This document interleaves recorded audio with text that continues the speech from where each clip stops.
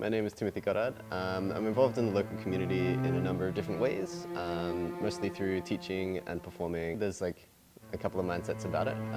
So if I'm performing, then it's very much wanting to like do the exact thing that I intend to do.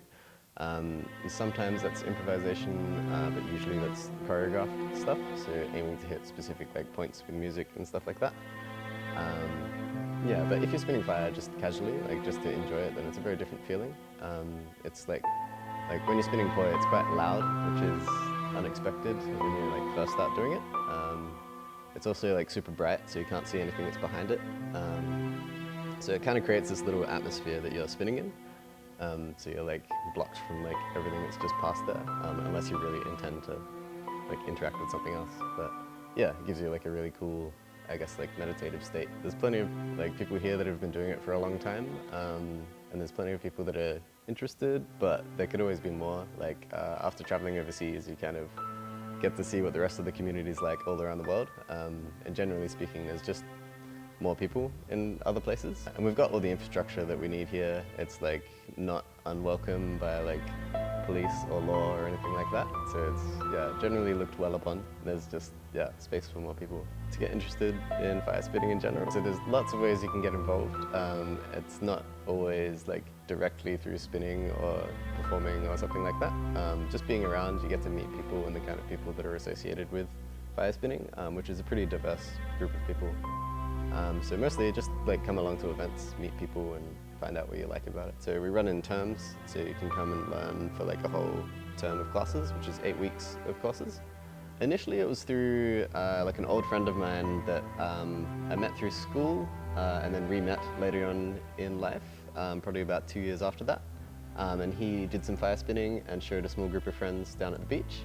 And I was one of those people, and then just decided to keep on learning and keep kind of getting more involved, which happened over a long period of time. So it's been maybe like 6-7 years now since I begun that journey. So Dragonmill is kind of a thing that I started to bring together all the things that I was doing related to fire spinning.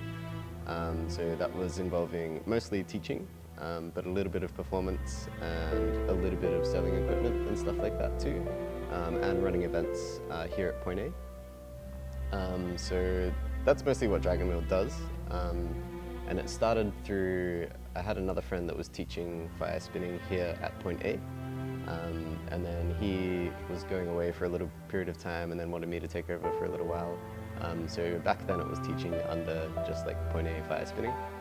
So more related to the building than our business. But after a little while I decided to pull that together under an umbrella.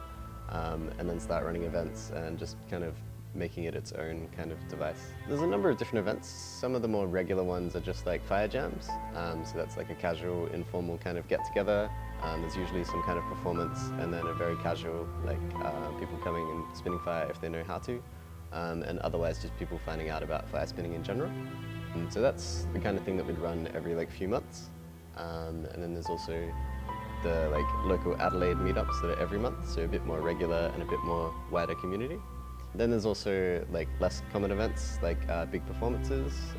For example, Square Fire we've run for the last 3 years, which is a large-scale performance over in Victoria Square, which is really sweet. So we were able to get like a bunch of artists from interstate to do like quite a large performance and use pyrotechnics and that kind of stuff to make quite a spectacle. We're still looking for funding for this year's Square Fire, but if you are interested, there's a Facebook page where you can find out what we've done in the past. There's videos of events and stuff like that.